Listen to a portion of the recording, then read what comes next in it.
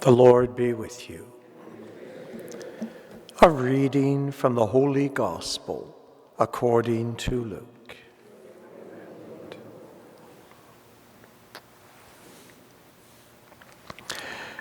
Now as Jesus and his disciples went on their way, he entered a certain village where a woman named Martha welcomed him into her home.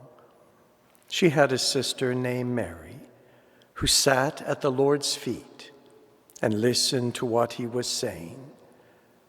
But Martha was distracted by her many tasks. So she came to Jesus and said, "Lord, do you not care that my sister has left me to do all the work by myself? Tell her then to help me."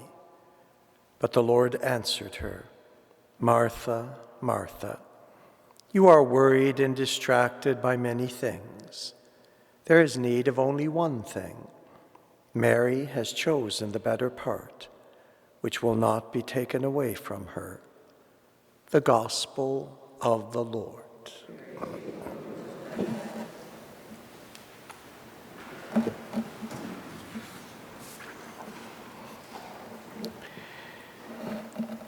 Today's first reading is very beautiful and a famous passage from the Old Testament, the first book of the Bible, the book of Genesis. It has been captured in a beautiful icon that, probably many of you have seen pictures of or representations of. Three angels sort of facing in towards each other. The Russian icon of the Trinity, and it is inspired by this particular passage of Genesis. We see Abraham, who has been given a promise that his descendants will be so numerous that you won't be able to count them, and that they will occupy the land upon which he is traveling through as a nomad. But he has no children, and both he and his wife are beyond the age when one could expect a child to be born. But still he believes that somehow the Lord will be faithful to this promise. So he's a very spiritual man, a man who's very open to the subtleties of God's Spirit. And so he looks up. He sees three men standing near him, and somehow in his heart, he knows that this is a divine epiphany that's being given to him. So he runs up to greet them, and he bows down to the ground. "My Lord," notice it's three men, but he speaks in the singular. "If I have found favor with you, do not pass by your servant, but let a little water be brought to wash your feet," which is a sign of ancient hospitality in a dusty desert, "and rest yourselves under the tree. And let me bring a little bread that you may refresh yourselves." And he's recognizing again all this since you have come to your servant. And so they said, "Let it be done," and a meal is prepared quickly. Some meat, some cakes, some more or less cheese-like product, and some milk. So they sit down and they eat this meal. And then afterwards they ask, "Where's your wife, Sarah?" And he says, "There in the tent." And then they make a commitment, a promise that is the beginning of the possibility of being faithful to the promise God had given Abraham earlier. One of them said, "I will surely return to you in due season, and your wife Sarah shall have a son." And that's what happened.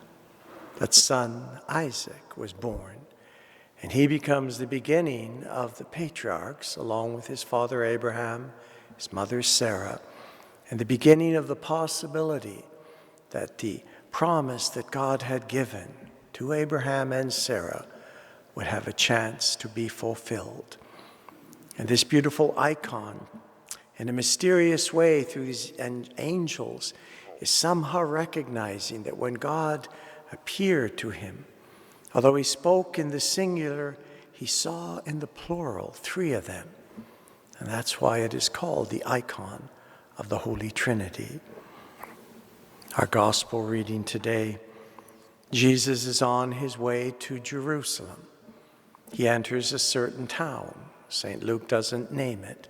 St. John calls it Bethany. He goes to a home of a woman named Martha, who welcomes him to her home. She has a sister, Mary. Mary is sitting at the Lord's feet, and she is listening to him teach. Martha is getting the meal ready. She gets distracted. Lord, don't you care? My sister's left me to do all the work. And the Lord kind of rebukes her. Martha, Martha, you are worried and distracted by many things. There's need of only one thing. Mary has chosen the better part, and it will not be taken away from her. But I always like to point out that's not the only place in the Gospels where Mary and Martha appear. They also appear in John's Gospel. The 2 sisters with a sick brother Lazarus who send word to Jesus how ill Lazarus is. Jesus delays, and when he finally gets there, Lazarus is dead and buried. And when the word comes to their little village, and at the time Bethany would have been, maybe 20 houses, just a little bit of a dorf, a little bit of a community, and not much more on the outskirts of Jerusalem. Today it's practically a part of the city. Who is it who leaves the house where they're entertaining, or not entertaining, but they're welcoming guests who are still with them mourning, as is the Jewish custom? What we do before burial, they do after burial. It's not Mary, whom we might expect from Luke's gospel. It's Martha. She comes out. She kneels down at Jesus' feet. First, she kind of berates him a bit. Lord, if you had been here, my brother would not have died. Then she speaks with faith, but I know that whatever you ask of God, he will give you. And then Jesus gives to her the comforting words of faith that have been of comfort to so many millions throughout the 2,000 years since this. Your brother will live again. I know he'll live again at the resurrection on the last day.